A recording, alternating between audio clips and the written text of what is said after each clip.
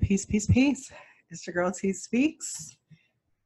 I am on the move today.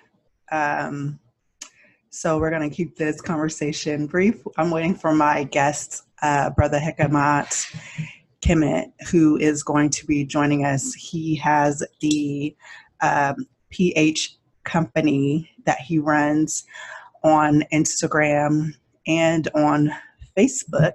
He actually also opened a store by way of natural hygiene products. We're talking toothpaste, we're talking beauty products, deodorant, all those things. And so I'm going to see if he's able to pop in so that we can get this started. While I have you guys on the line, while we're waiting for my guests, I want to go ahead and let you guys know to follow me on YouTube under T.Speaks, actually T.Speaks. You can email me at utbm.2018@gmail.com. That's UTBM for Understanding the Black Man, .2018@gmail.com.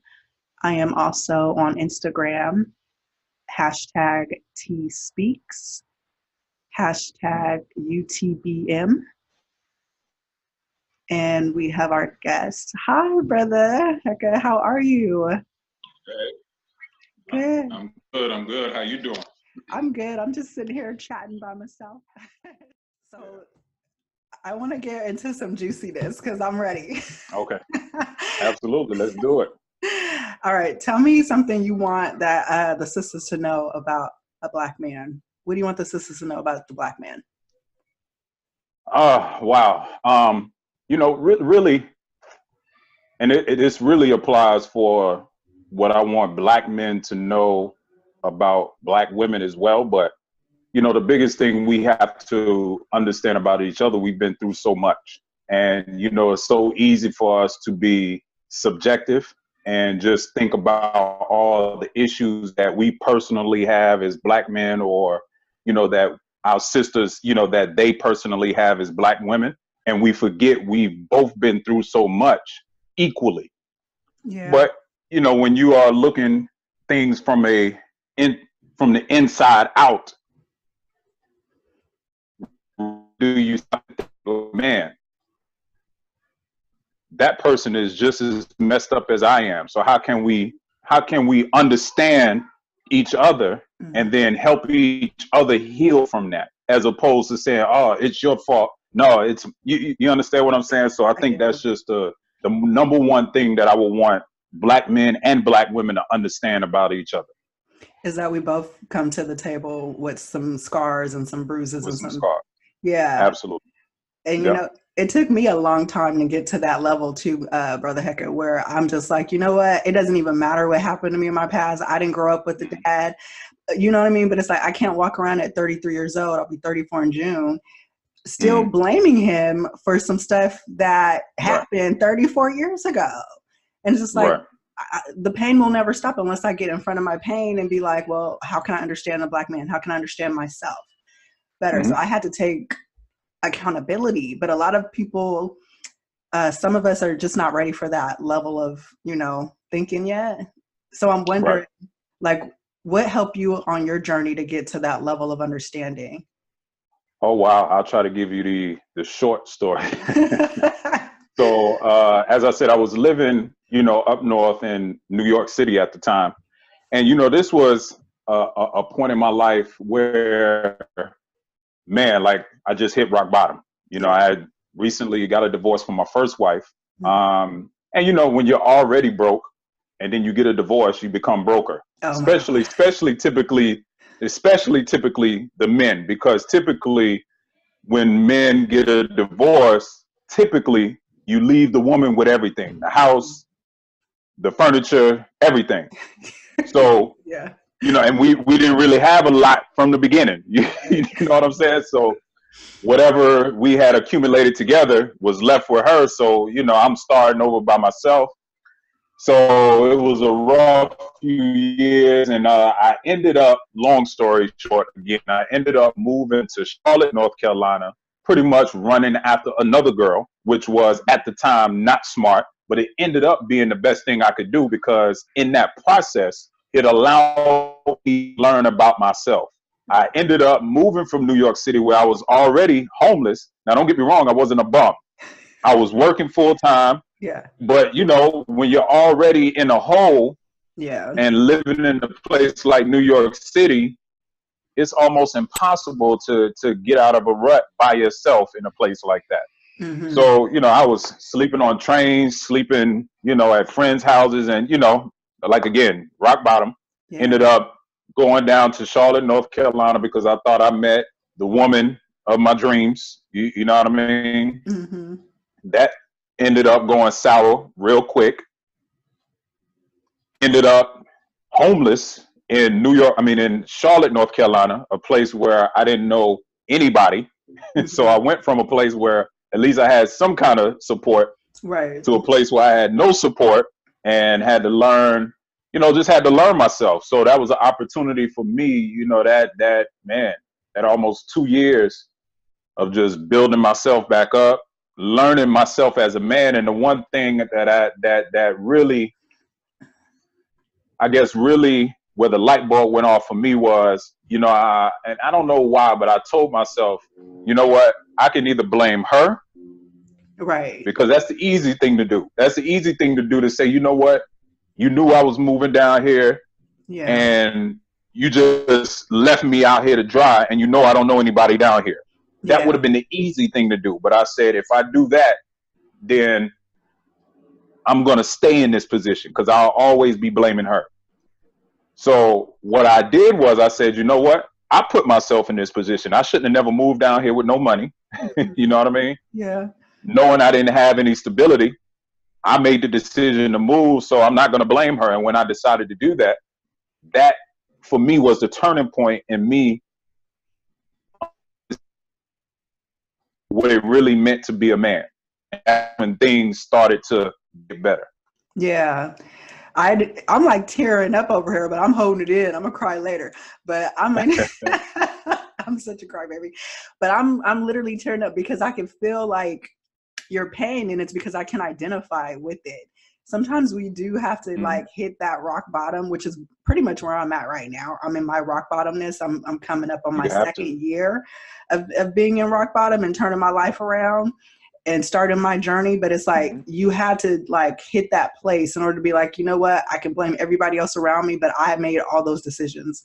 Every decision leading up to this day and time where you hit rock bottom was because of decisions that you made and that I made as a person.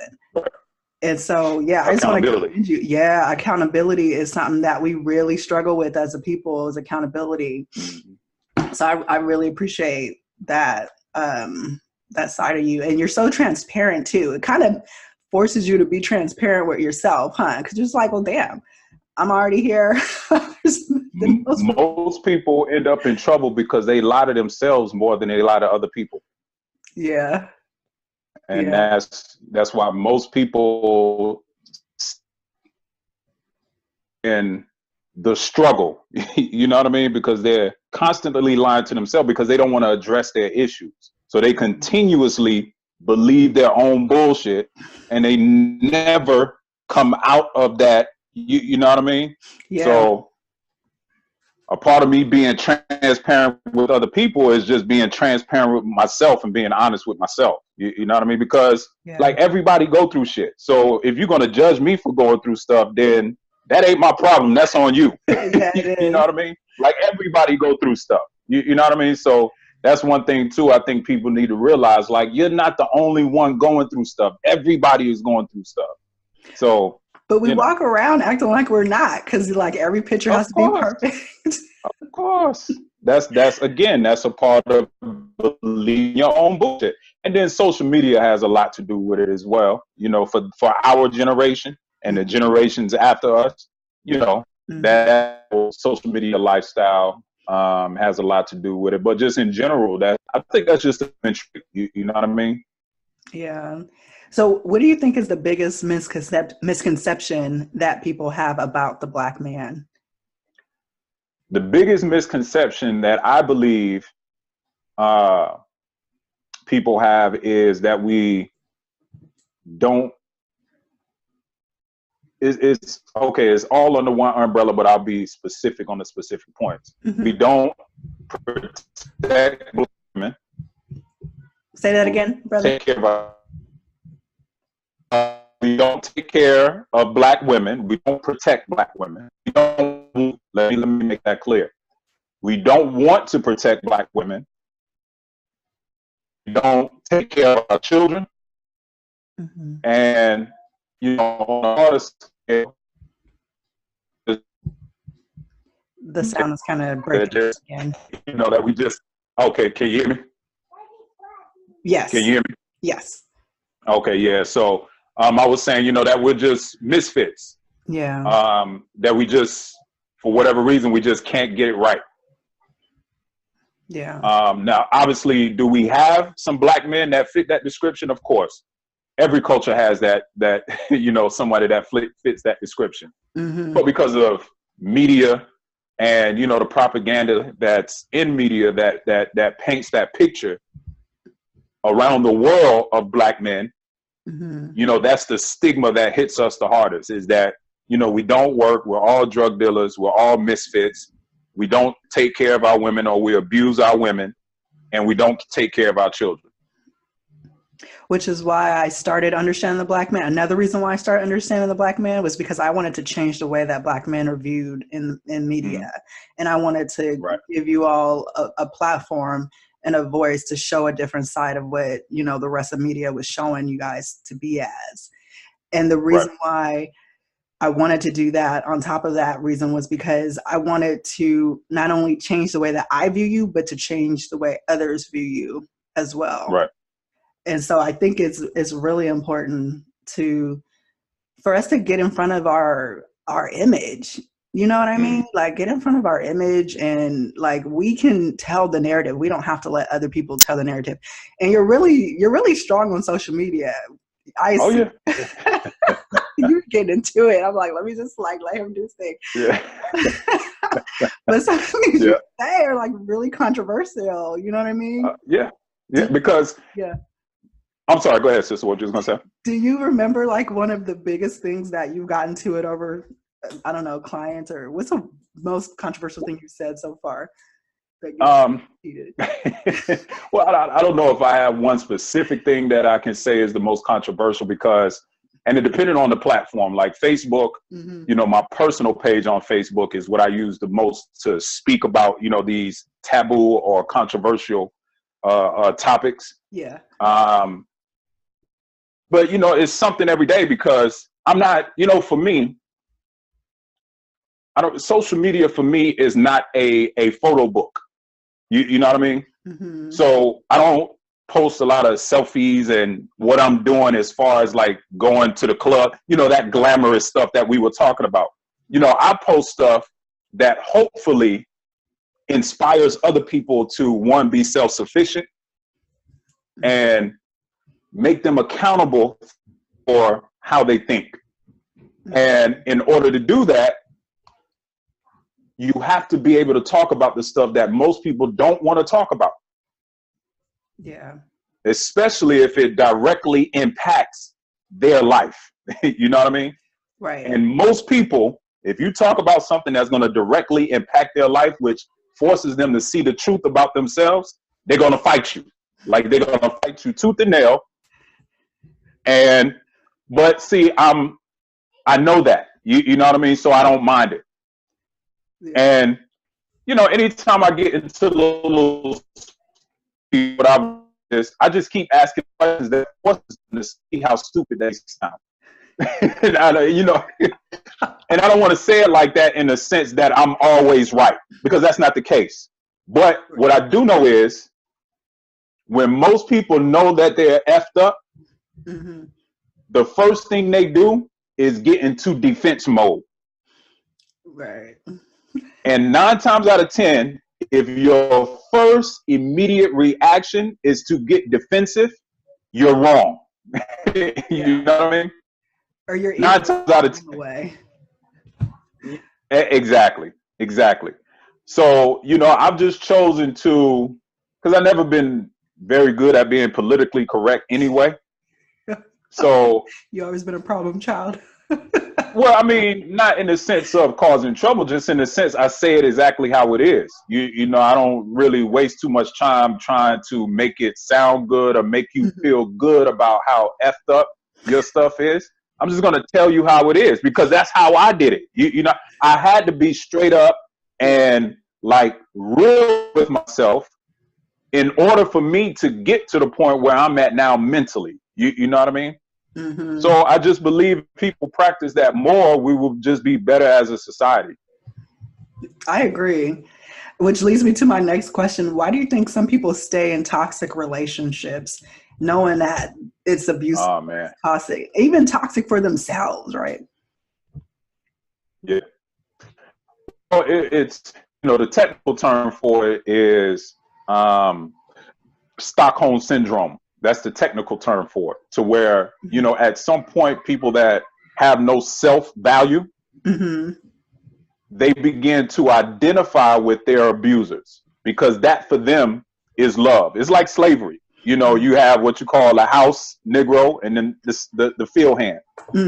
Typically the house Negro, because they've been treated a little bit better, they've become so attached to their master. If the master was sick, the house Negro will be like, "We sick, boss?" Yeah. You know what I mean? So that same mentality has been literally, I believe, ingrained in our DNA to where when we get in abusive relationships, because we have no self-value, the only way we feel that we're going to get love is through abuse. So it's just a self-value thing, to where you get to a point where you realize, like, look, I don't, one, when you get to a point where you realize you don't need people, but you want people. You know what I mean? And that's typically what happens in a relationship. You feel like you need somebody else, when really at the end of the day, you don't need anybody else. Now you want people, you want that companionship, but you don't need them in a sense of needing them to take care of you or make you happy. You know what I mean? That's we look for other people outside of ourselves to make us happy. Nobody can make you happy. You can get all of the things in the world, someone that can have all of the money, all of the things, but if you're not happy with yourself, it don't matter how much money that person got, you're still going to be unhappy because you're always going to be searching for the next thing to make you happy. Yeah. Which is why a lot of people in high places, they still file for divorce and they still commit suicide and so unhappy. It's fascinating how it's like we have to learn to be just satisfied with where we're at and what we're doing in the moment. And I know with Brother Heka, with me is like when I start comparing myself to other people, I start to become really unhappy. I'm like, stop. I tell myself to stop. Like go sit down, go meditate, take a nap, read a book, like get your mind off of other people's issues, or you're always going to be comparing. And I'll never be good at that. Absolutely. And that's something that for me made a big difference as well, because I was the type of person where I always got in my own way. Because I come from a competitive nature playing sports and things like that, you're always compared against other people or you're always competing against other people. And that doesn't necessarily work in real life. You know what I mean? Once you get outside of sports, competition actually really doesn't work that well, because you're always looking at what other people got and where they are, but you don't know how they got there and how long it took them. So you're comparing your situation where you are, where they are, and it might have taken them 20 years to get there. Yeah. And many failures. So once I learned that I'm only in competition with myself, again, that was a moment where things really started happening for me. So I don't look outside of myself to determine or to be a barometer of where I should be in life. I You see. know what I mean? I do, yeah. Your screen is frozen, Yeah. and it could be because of my faulty laptop, but it's better now. Oh man. No, Okay. it's not. Am I back? You're back. Okay. So no, yeah, I agree completely. So, which brings me to the next question. Mhm. Um, and I mean, I'm hesitating, but I know you're going to give it to me straight, which is why I have you on Mhm. the platform. What do you Yeah. think about single mothers raising black men, black boys, and can a woman raise a boy to be a man? So yes and no. Okay. Um, yes, because black women do it all the time. You know, they do it the best that they can. Mm-hmm. Now, do I believe that women can teach a man things that he's so okay, I'll put it to you like this. Mm-hmm. Men, most men learn. Look, they observe, and that's how they learn. Typically, men don't learn by you telling them something. You know what I mean? Mm-hmm. So because of that, this is why little boys need strong or good men in their life so they can see an example of what that is. Not be told Mm-hmm. what that is. They have to see it and they have to experience it. You know what I mean? Yeah. And this is why I would say, yes, women can raise decent men. Mm-hmm. But I don't believe a woman can raise a man and teach that man the intricacies that she just cannot, she can't show him. She physically, mentally, emotionally can't show a man how to respond in certain situations, how a man is expected to respond. Mm-hmm. Because typically women are going to respond how women respond. So when a little boy sees that, Mm-hmm. that's what a little boy is going to do. So I'll give you an example. A man should never really argue with a woman. Mm-hmm. Like ever. Like, because one, you're not going to win. Now, this may sound sexist, right? No. Because this is what, especially once you start getting into the feminist movement and, that kind of movement, because women, they have this notion that they're equal with everyone, right? Mm-hmm. And the truth of the matter is, none of us are equal. Men can't do what women do. Women can't do what men do. Mm-hmm. I can't have a baby. So I'm not going to get into no fight with you about the pain of having children. I'm not going to argue with that. I'm not going to argue that, you don't feel no. Why would I even do that?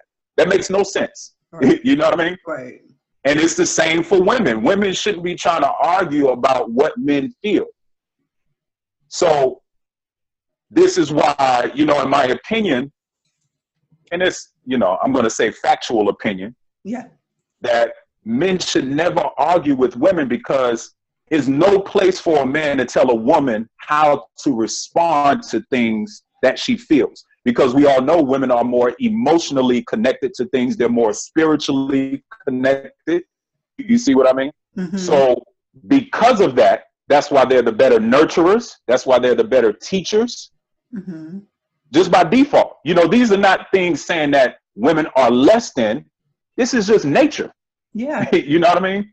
Yeah. This is how the Creator made us. So because of those things, I forgot the point. What was the question? The single I mothers. forgot the question. No, it's okay. You was going off. I love it. Can single mothers raise a man, raise a boy to be a man? There you go. So because of that, typically in situations where there's adversity, Mm-hmm. typically, obviously, I know there's always the exception to the rule, and it may not apply to everyone. But the truth of the matter is, most women will respond in a way that is a little bit more irrational than you have to be. And it's, Mm-hmm. And I'm doing my best to be politically correct when I say that, because even as I'm saying this, and I'm assuming you're understanding where I'm coming from, I understand. you're going to have some women that's going to have some backlash towards what I'm saying, because they're going to perceive it as me saying that women are too emotional. And that's not what I'm saying. What I'm saying is, because men typically have less,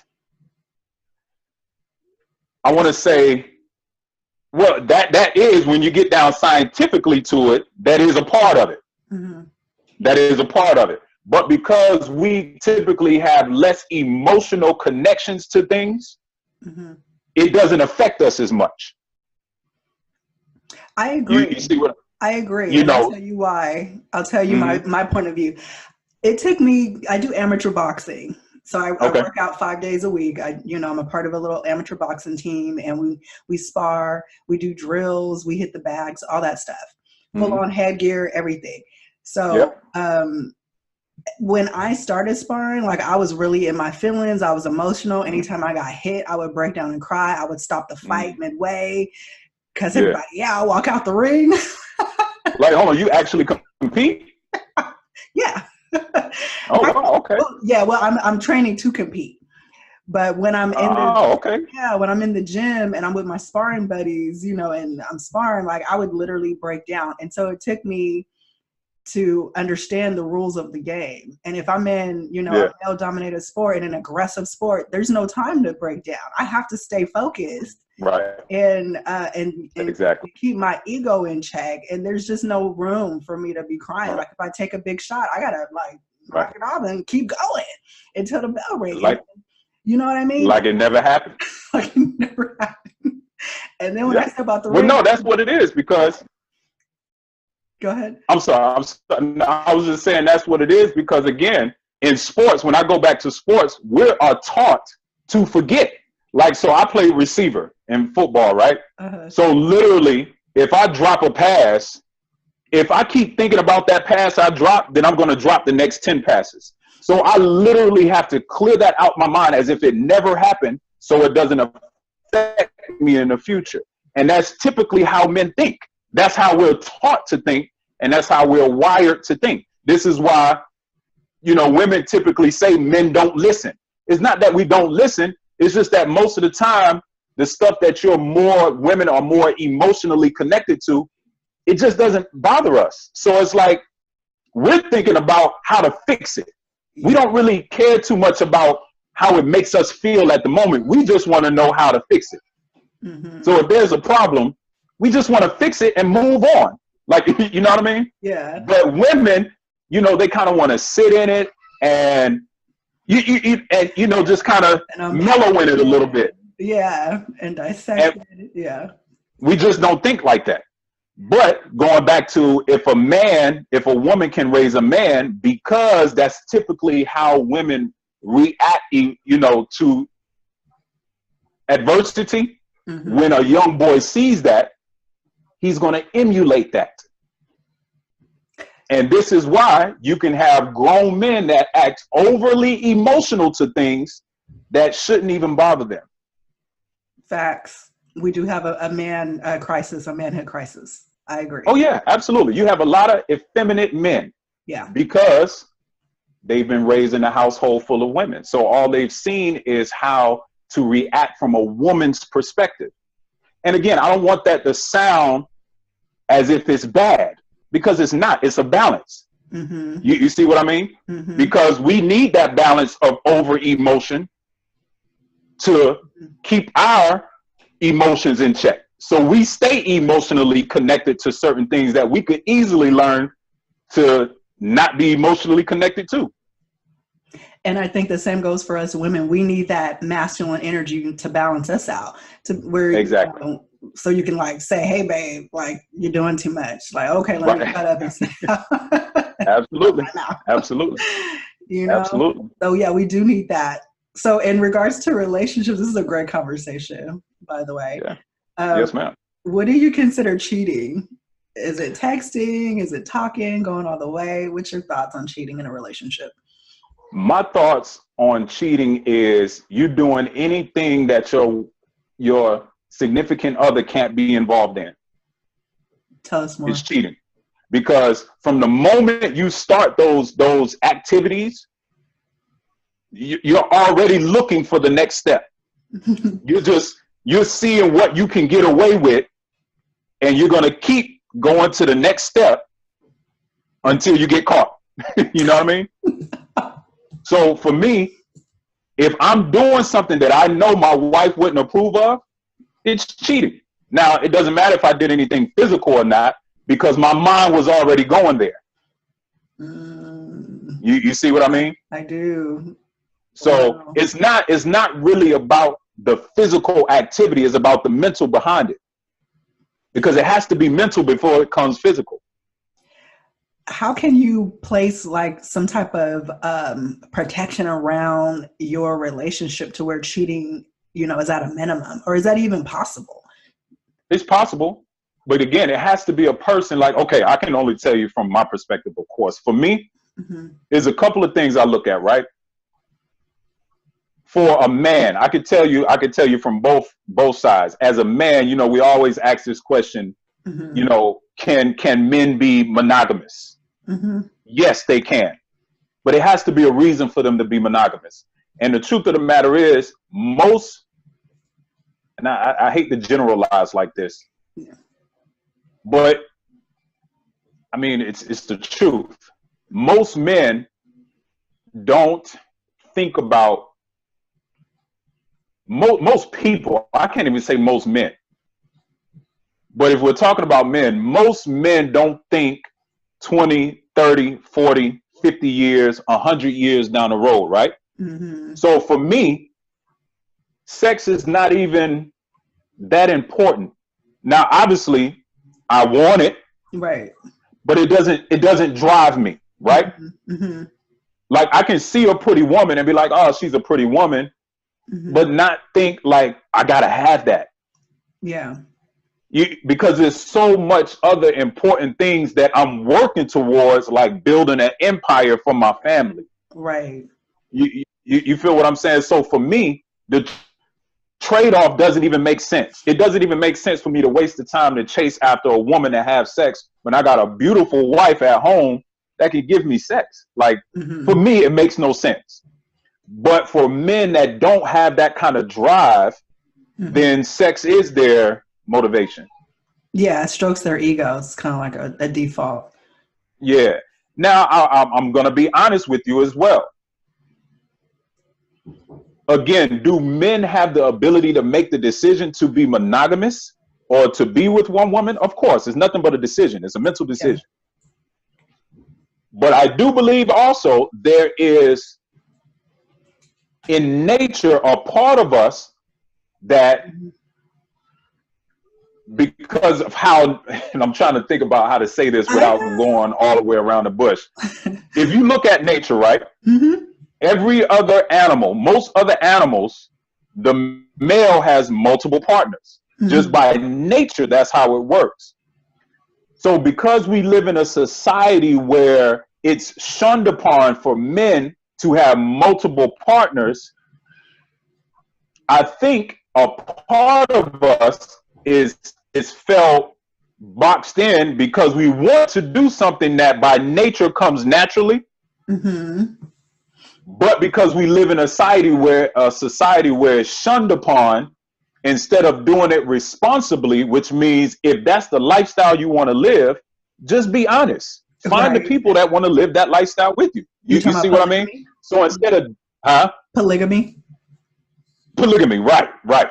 So instead of finding the people that want to live that lifestyle with you and live like that responsibly, we say, you know what, we're going to try to adhere to the constraints that society has put on us and be monogamous, but still go out there and mess around because of parts. I'm not using this as an excuse for men cheating, because once you make that decision and you make the other person believe that you're in a monogamous relationship, then you're full of shit. You see what I mean? Right. Yeah. But I think there's still a part of us that's embedded in our DNA that when we see beautiful women, we want them. Well, I understand completely. I do want to speak for the ladies and say that we have our needs too. And we, you know, of course, we wonder too. No, of course. And look, right. You know, again, these are topics that are hard to talk about because most people think of things from a social standpoint. They don't think of it from a scientific and a nature standpoint, right? Yeah. So if you look at, because people ask me this question, right? Well, have multiple men. Well, dude, if that's the lifestyle you want to live, but if you look at it from a scientific and a nature standpoint, right. If a woman is pregnant, we know who the mother is. But if that woman is dealing with multiple men, how do you know who the father is? Right. Yeah, you don't know. A woman can only have one baby at a time. So if you're dealing with multiple men, what would that be like knowing who the father is? You see what I mean? Now that's just the specific part. But you take a man can impregnate multiple women. You know who the mother is, but if those women have only been with that one man, you know who the father is. So, I think about things like that from a nature standpoint. That can't be an accident. That's so unfair. That's how I'm feeling on the inside. I mean, you can look at it like that, but we can say, it's a lot of things, and it goes both ways. There's things we can look at from a female perspective and be like, yo, that's unfair that you can scream on me like that, but I can't scream back at you like that because you're a woman. I know. Right? So there's a lot of things we can, go back and forth about, but we both have advantages. We both have disadvantages. That's why we balance each other out. So who pays for the first date then? Who pays for the first date? Man, so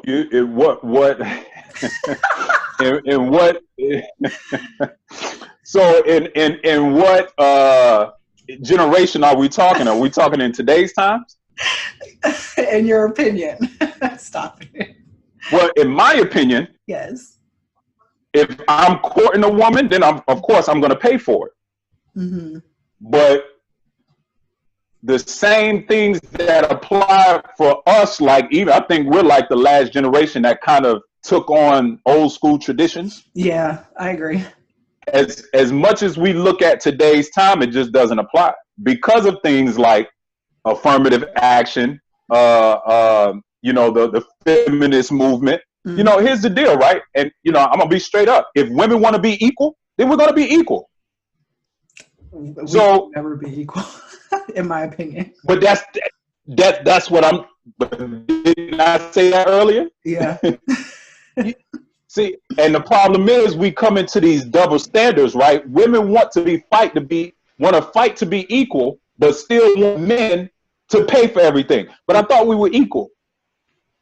So you can't have both sides of it doesn't work like that. You see what I mean? So if you want to be equal, then if we're going out on a date and you're making just as much money as me or more, then we're going equal on the bill. Yeah. If that's what you're telling me, right? Right. No, I'm asking these questions to debate you so that women who listen can hear this side. Because I don't believe that the woman should be paying for anything on the first date. No, I don't. Especially if the man is courting that woman in the traditional sense.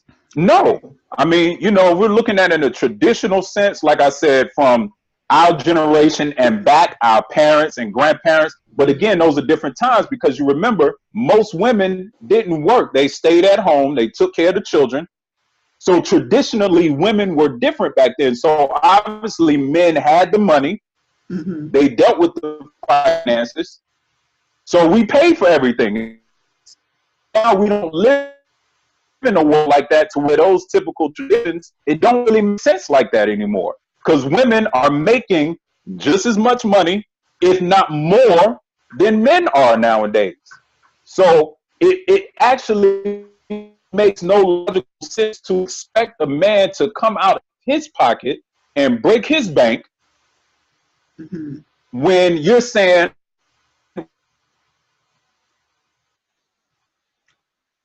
sorry, your phone's breaking up. Oh, I'm sorry. You there? So I'm saying it makes, can you hear me now? Yes. Yeah. So I'm saying, in today's time, it makes no sense for a man to break his back to impress a woman that can do everything she wants to do for herself financially. Well, if she's coming to the table with an ego with that, then yeah, it doesn't make any sense. Right. someone like me who does have the Mhm. means and the backing, but is willing to, which is a whole other conversation, right? Is willing to submit, which I know I shouldn't even say that, but I'm saying it, is willing to Right. submit to the man, No, leadership say of the man. I'm okay with that. And it doesn't have to be like a lavish dinner. It but can be look, in the park with sandwiches. Like, just take the lead. there you go. And that's the key word. So here's the thing, right? We look at submit as a negative thing, Yeah. but we forget to look on the other side. I submit to my wife every day. Mm-hmm. Look, I do shit I don't want to do, or I don't do shit that I do want to do every day because I'm submitting to my wife. Right. You understand what I'm saying? Yeah. Not a female thing. We tend to use it that way. You see what I mean? Mm-hmm. But it's not just a female thing. It's a male and female thing. We submit to the women too, whether they admit it or not. You know what I mean? So even for you said for you, And the sound is kind you of know, off a you little. want a man to feel needed. That's better. You can hear me? Yep. Okay, yeah. So, you know, so let's take you for an example. If you want a man to feel needed, it's not easy for us to be, you know, financially stable in the world that we live in, Mm-hmm. because everybody else is getting the opportunities. I don't want to say hand it to them, but it's making it a lot easier for Black women to be financially stable. You know, whether it's through government assistance, whether it's through college grants, whether it's through grants to start businesses. You know, it's stuff popping up all the time for Black women to get those things because they didn't have it in the past, right? Which is fine. It's totally fine. There's nothing wrong with that. I'm not saying don't do that. But what I'm saying is, if you're going to be that kind of woman, like the corporate woman, you know, independent, if you want a man, you got to understand how a man thinks. A man has to feel like he's needed. And if a man doesn't feel like he's needed, then he's not going to want to be with you. If a man feels like you can pay your own bills, you can satisfy yourself sexually, Mm-hmm. all of these things that men used to be responsible for, but now there's really no place for that. You know what I mean? Right. Then it's like, okay, so what do you expect me to do? You said you can pay your own bills, so why do you want me to come out of my pocket when you can pay your own bills? Now, if you're saying to me, you're going to allow me to do these things and not throw it in my face that you can do it on your own, and I can do it, I can afford to do it, then allow me to do it. Don't throw it in my face that you can do it for yourself, but you want me to do it. Right. You see what I mean? I do. And that's the game. That's the game that a lot of our sisters playing nowadays, where I can do this on my own. Okay, so you want me to fight you or something? Like, you know, and that's where we lost, man. I got you started. We're getting ready to wrap up with the time, but I want to know, Okay. what's your prayer for the Black community? What's my prayer? Yeah. It goes back to the first question you asked me. I just want us to understand that we've both been hurt.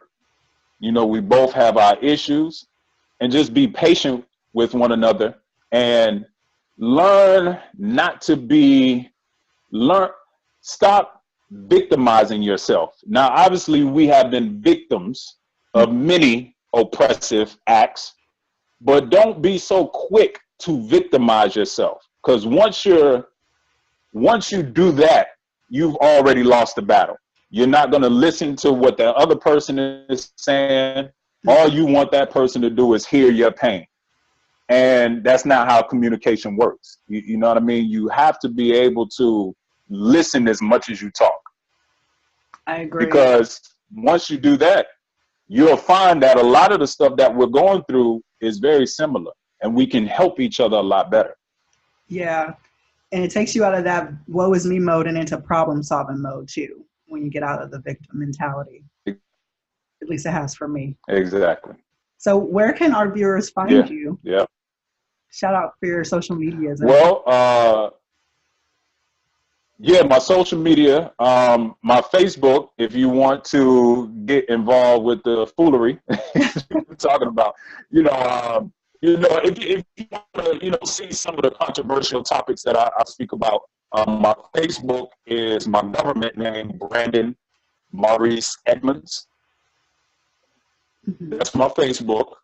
My business page on Facebook is the pH Company. So if you're into natural personal hygiene products, mouthwash, toothpaste, deodorant, you can definitely go to my Facebook page and purchase that. You can also go to my Instagram, which is my main business page. And the Instagram is at the pH Company as well. Activities where I'm taking care of over 30 animals. You can go to Kemet Family Homestead on Instagram, Kemet Farm on Facebook. And what I'll do is I'll make sure that the links are in the video because the quality of the sound is it's going in and out. But when I heard a little bit of it, but I want to make sure our viewers are able to connect with you personally. Okay. Do you have any projects coming up that we should be aware of?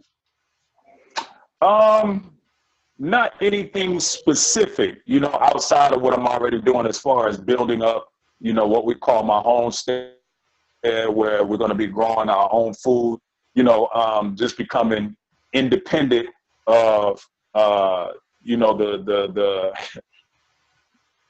the system that most of us are dependent on. A perfect example is the government shutdown. Yeah. So, we're really just working on being able to feed ourselves without having to go to a grocery store. Just learning those skills that our parents and our grandparents and, forefathers had that a lot of us don't have anymore because, we live in a city life. So, you can always keep up with that if you're interested in that. My business, if you're interested in natural products. I mean, for me, for right now, those are my babies. Yeah. It's very encouraging to see somebody out there that is just paving the way for the Black community. You're over there in your corner of the earth and you're getting it done. Yeah. And I love the whole natural movement that you have going on. I haven't picked up your products, but I'm getting ready to place an order because I want to start just supporting you more and just supporting each other. Absolutely. Community. And so, with that being said, I want to thank you for your time and just allowing me to interview you. And even though, you can get very controversial, it's all good. Yeah. It's all in love. Yeah. I love it. I don't mind it because I'm not trying to debate you. I'm trying to understand you. You know what I mean? Right. So, absolutely. It don't matter to me. But no, I appreciate just your wisdom and just your journey and being able to articulate your journey and be transparent. I really appreciate that a lot. Man, I appreciate you. Absolutely. Yeah. So with that being said, thank you all for listening. It's your girl T.Speaks with Understanding the Black Man. I just interviewed Brother Heka. He is the owner of the pH Company and natural products. He has his farm. He's getting going. He's unplugging from the system. And he's just doing his thing. So if you guys need to get in touch with him, we're going to make sure that we leave his contact info in the links below. And then be sure to check out our next segment of Understanding the Black Man. Thank you so much. All right. No problem. Take Peace, care. family. Peace. Absolutely.